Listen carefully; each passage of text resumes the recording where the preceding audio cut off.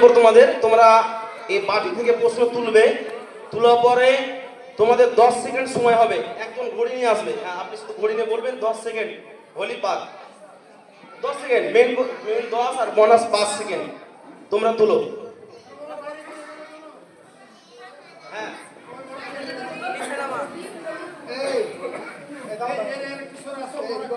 এটা সরো সরো, এটা সরে যাও।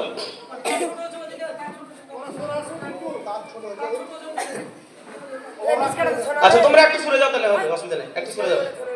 আচ্ছা এ গ্রুপের কাছে মেন প্রশ্ন, সকলে শুনবে তোমরা। এ গ্রুপের কাছে মেন প্রশ্ন, কোন সূরাটি দুটি ফলের নাম দিয়ে শুরু হয়েছে? আল্লাহ তাআলা কসম খেয়ে শুরু করেছেন, কোন সূরাটি? সূরা ৩। উত্তর সঠিক, সূরা ৩, ওয়াত-তিনি ওয়াজ-জাইতুন। সুতরাং উত্তর সঠিক এ গ্রুপ।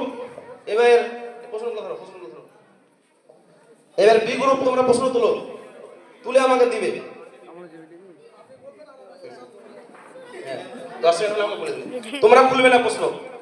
তোমরা বলো কত বছর বয়সে মুহাম্মদ সাল্লাল্লাহু আলাইহি ওয়াসাল্লাম নবী হন? নবুয়ত প্রাপ্তির বয়স 40 বছর। উত্তর সঠিক, 40 বছর বয়সে মুহাম্মদ সাল্লাল্লাহু আলাইহি ওয়াসাল্লাম গারে হিরা থেকে ওহীর সংবাদ পান। এবার হ্যাঁ group B, Mahbub Alam group B, Baitullah group A 10 এবং মাহবুব গ্রুপ বি 10।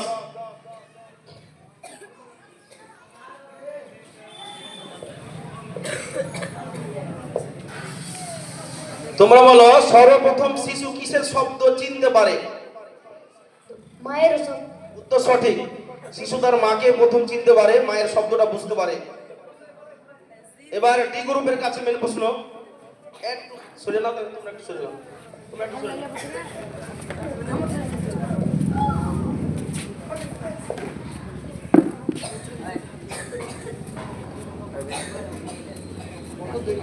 তোমাদের মেন প্রশ্ন, জাহান্নামের আগুনের রং কি রূপ হবে? জাহান্নামের আগুনের রং কি? কালো। উত্তর সঠিক, কালো, জাহান্নামের রং হবে। এই গ্রুপের কাছে তাহলে এখানে সুমাইয়া 10 নম্বর।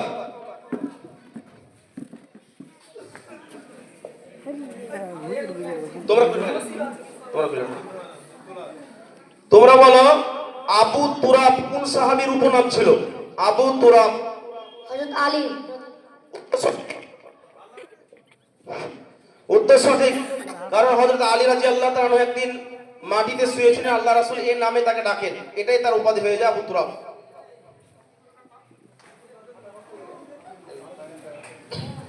আপনি তুলেন, আপনি বাড়তে থাকুন। আচ্ছা তোমরা বলো ইব্রাহিম আলাইহিস সালামের পিতার নাম কি? আজার। উত্তর সঠিক, আজর। ইব্রাহিম আলাইহিস সালামের পিতার নাম হলো আজর, উত্তর সঠিক। আমাদের এক রাউন্ড শেষ, সকলেই তারা তাদের মেইন প্রশ্নের উত্তর দিতে পেরেছে। এবারে আমাদের রাউন্ড শুরু হবে বি গ্রুপ থেকে। বি গ্রুপ থেকে মেইন প্রশ্ন শুরু হবে। তোমরা তুলো।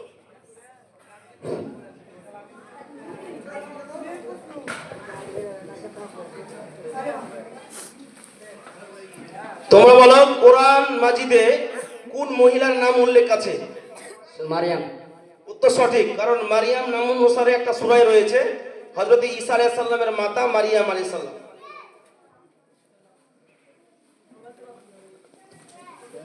তোমার মেন প্রশ্ন, সবচেয়ে বেশি ফজিলতপূর্ণ রাত্রি কোনগুলি?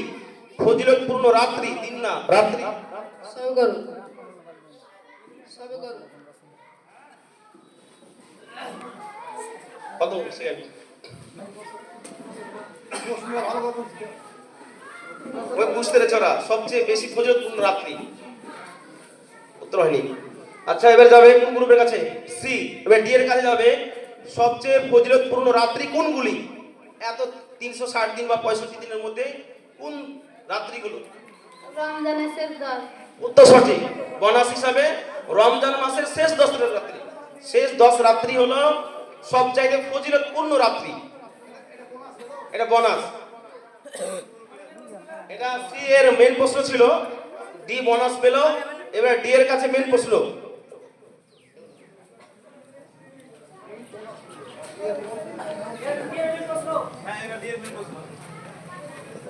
ডি এর মেন প্রশ্ন তোমরা বলো হিজরতে মক্কা থেকে যখন মদিনায় হিজরত করা হয় তখন মহানবী সাল্লামের সঙ্গী কে ছিলেন? মোহাম্মদ সাল্লামের সঙ্গী কে ছিলেন?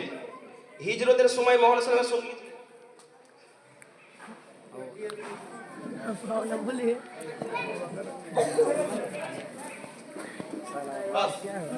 আচ্ছা, এবার এদের মেন প্রশ্ন ছিল, মেন প্রশ্ন ডি এর ছিল, ই এর কাছে বোনাস হিসেবে যাচ্ছে।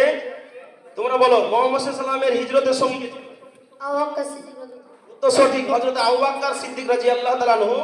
তিনি আল্লাহ রাসূলের সঙ্গে হিজরতে ছিলেন, তাকে থেকে যেতে বলেছিলেন যে তুমি আমার সঙ্গে যাবে। এবার ই এর মেন প্রশ্ন, বোনাস হবে বাটি কই বাটি দেন, তোমাদের মেন প্রশ্ন ধরো।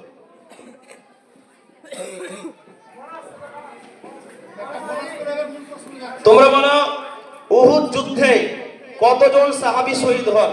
উহুদ যুদ্ধে কতজন সাহাবী শহীদ হন? ৭৭ জন। উত্তর সঠিক। এই উহুদ যুদ্ধে সবচেয়ে মর্মান্তিক যেটাকে বলা হয় আল্লাহ রাসূল সাল্লাল্লাহু আলাইহি ওয়াসাল্লামের দাঁত মুবারক শহীদ হন। এই উহুদ যুদ্ধে ৭০ জন সাহাবী শহীদ হন।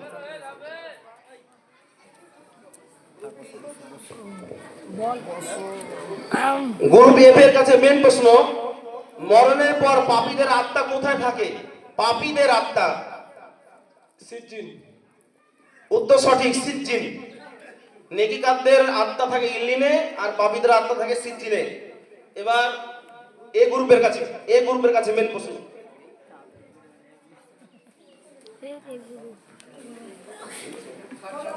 এলো না।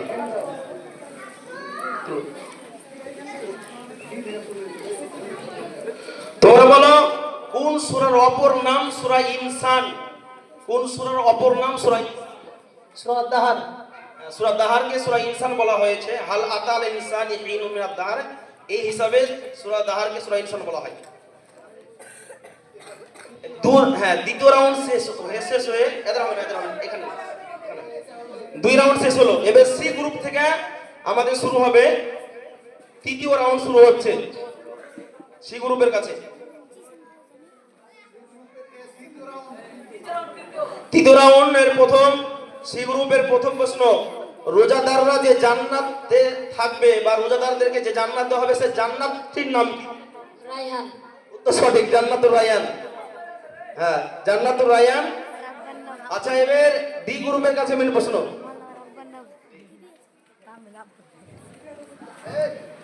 আচ্ছা তো ডি এর মেন প্রশ্ন, এরা কি গেল? সি এর মেন প্রশ্ন গেল। 2 রাউন্ড শেষে সি এর মেন প্রশ্ন, হ্যাঁ 3 নম্বর শুরু হয়েছে। এবার ডি এর মেন প্রশ্ন, তোমরা বলো কোন সাহাবীর রূপে জিবরাইল আলাইহিস সালাম রাসূলের কাছে আসতেন? কোন একজন সাহাবীর রূপে আসতেন?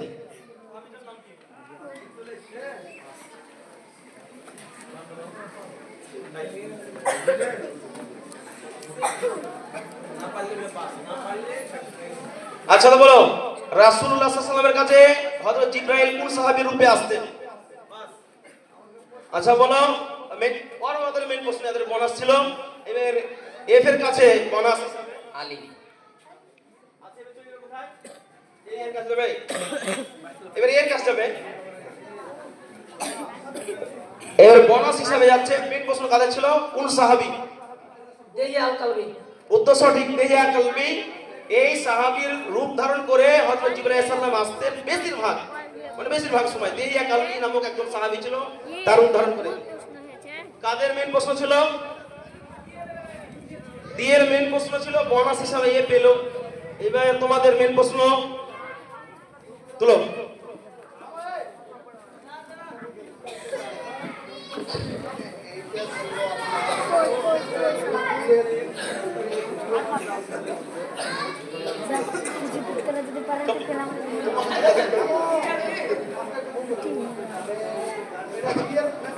হ্যাঁ, ডি এর মেন প্রশ্ন।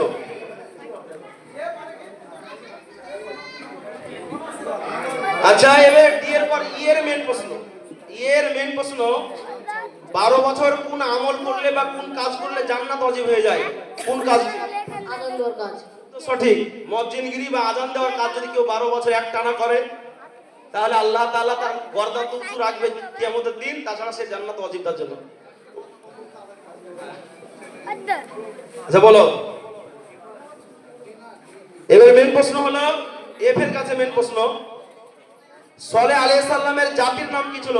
হযরত সলেহ আলাইহিস সালামকে কোন জাতির কাছে পাঠানো হয়েছিল? এফ এর মেন প্রশ্ন।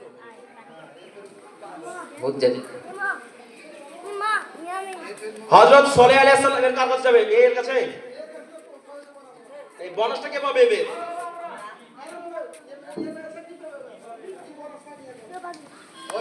প্রশ্নটা তো ঘুরছে, ওরা পেয়ে গেল বোনাসটা আলাদা ব্যাপার, কিন্তু প্রশ্নটা তো ঘুরবে আবার আবার ইয়ে থেকে আসবে না? হ্যাঁ ওটাই তো বলছি, এইটাই গন্ডগোল এখন সেদিন কে বোনাস পাচ্ছে আমরা দেখলাম আছে। আচ্ছা তোমরা বলো, হযরত সলেহ আলাইহিস সালামকে কোন জাতির কাছে পাঠানো হয়েছিল? আজ জাতি। উত্তর হয়নি।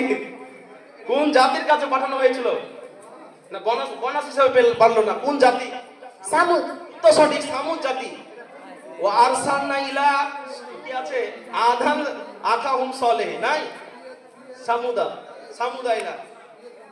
আচ্ছা কারণ বোনাস হলো বিয়ের বোনাস। মেন প্রশ্ন কার ছিল? এবার এর মেন প্রশ্ন, চলো প্রশ্ন তুলো এর বাড়িতে। এর মেন প্রশ্ন 3 রাউন্ড এখন শেষ হয়নি, তুলো।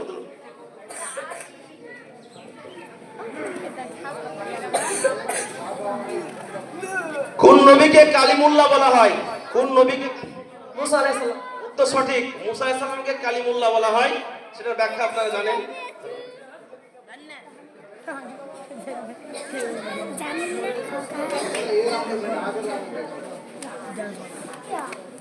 বিয়ের মেন প্রশ্ন, কোন সূরা না পড়লে নামাজ হয় না? খুব ইজি প্রশ্ন। সূরা ফাতিহা।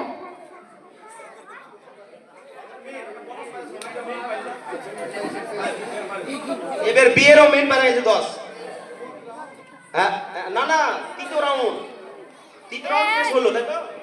তৃতীয় রাউন্ড শেষ হলো, এবার তৃতীয় রাউন্ড পর রেজাল্ট শোনাবো কি? তৃতীয় রাউন্ডের পর রেজাল্ট শোনাবো। আচ্ছা এবার আমরা ওটা থাক, ইসলামিক গুলো থাক, এবার জেনারেল থেকে আমরা একটা রাউন্ড করি। এখানে আছে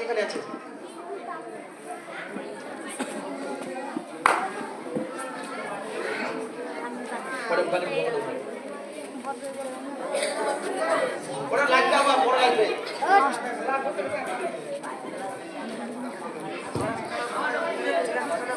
এবার তোমাদের জিকে জেনারেল থেকে একবারে থেকে ডি গ্রুপ থেকে শুরু হচ্ছে এবং না 3 রাউন্ড শেষ, চতুর্থ রাউন্ড শুরু হচ্ছে। জেনারেল থেকে প্রশ্ন বলো।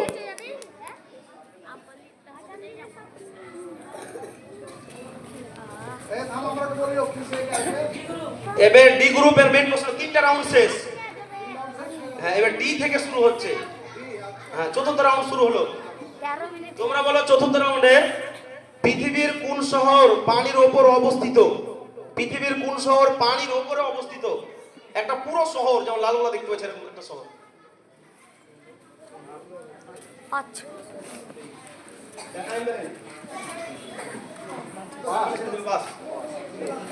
পৃথিবীর কোন শহর পানির উপর অবস্থিত? ইটালির ভেনিস শহর। উত্তর সঠিক, ইতালির ভেনিস শহর পানির উপর অবস্থিত। উত্তর সঠিক, এটা ডি এর ছিল মেন, আর ই পারলো বোনাস হিসাবে। তুলো।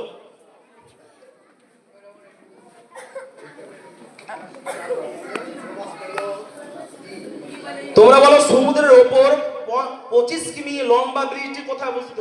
লম্বা 25 কিমি। সৌদি আরব বাহরাইনের মাঝে। তো সঠিক, সৌদি এবং বাহরাইনের মাঝে একটা 25 কিলোমিটার দীর্ঘ একটা ব্রিজ অবস্থিত। এবার এফ এর মেন প্রশ্ন,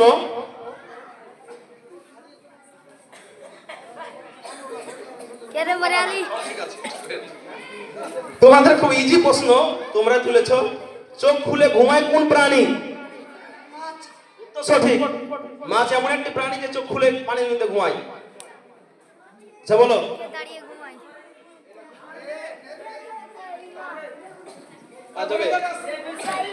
হ্যাঁ এই গ্রুপে যাবে। এই গ্রুপের মেন প্রশ্ন, চতুর্থ রাউন্ড চলছে, এই গ্রুপের মেন প্রশ্ন।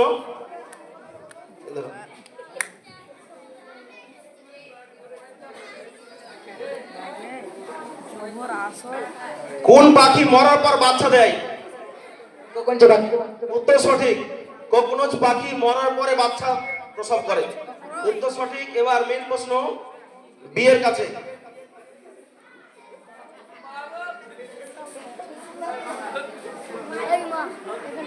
তোমরা বলো জনসংখ্যার দিক দিয়ে সবচেয়ে বড় মুসলিম রাষ্ট্র কোনটি? জনসংখ্যার দিক দিয়ে সবচেয়ে মুসলিম রাষ্ট্র কোনটি পৃথিবীর মধ্যে? সবচেয়ে মানে মুসলিম বড় বড় দেশ।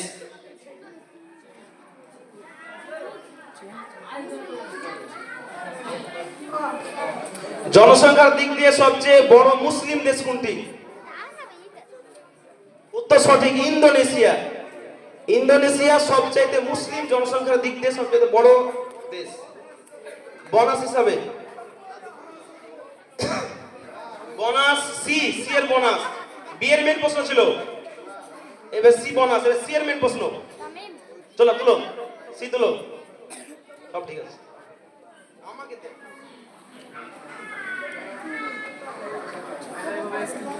তোমরা বলো বীজগণিতের আবিষ্কর্তাকে? পাটিগণিত বীজগণিত যে অঙ্কতে পড়ছো, এটা বীজগণিতের আবিষ্কর্তা একজন মুসলিম, নাম কি?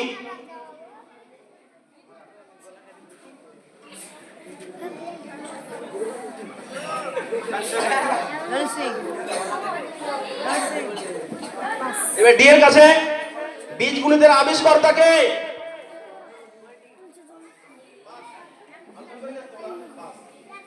বীজগণিতের আবিষ্কর্তা আল খাওয়ারিজমি। উত্তর সঠিক। আল খাওয়ারিজমি। আল খাওয়ারিজমি। হ্যাঁ, আল খাওয়ার। আচ্ছা, এবার ডি এর মেন প্রশ্ন। ডি শুরু হলো।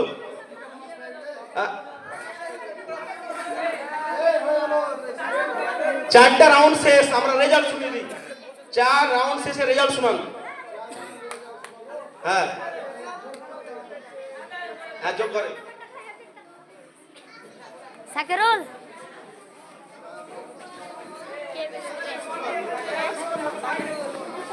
তোমরা একেবারে চুপ করো। ইনশাআল্লাহ আজানের আগে কুইজ কমপ্লিট হবে, তারপরে হয়তো নামাজের পরে। এই দুই একটা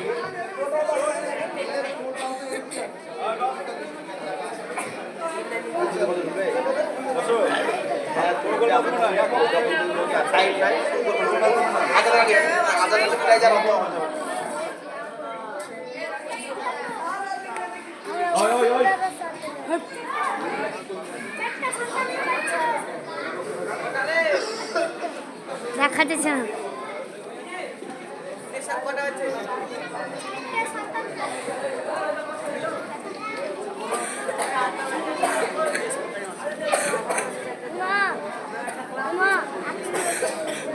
ড্র হলে এবার এ বের। আব্বা সাইকেলে যাব আমি। সাকিরুল।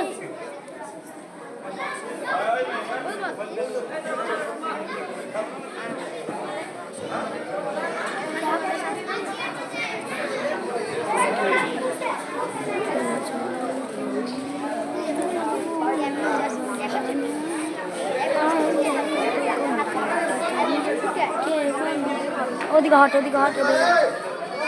বলেন।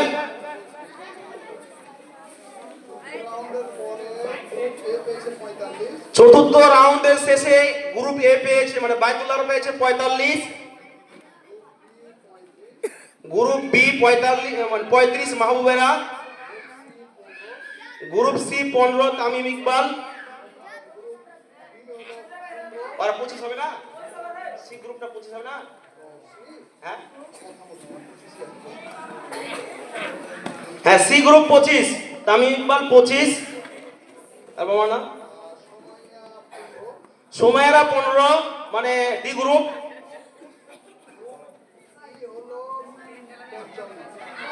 গ্রুপ ই 55, মানে বোনাসে হয়ে গেছে।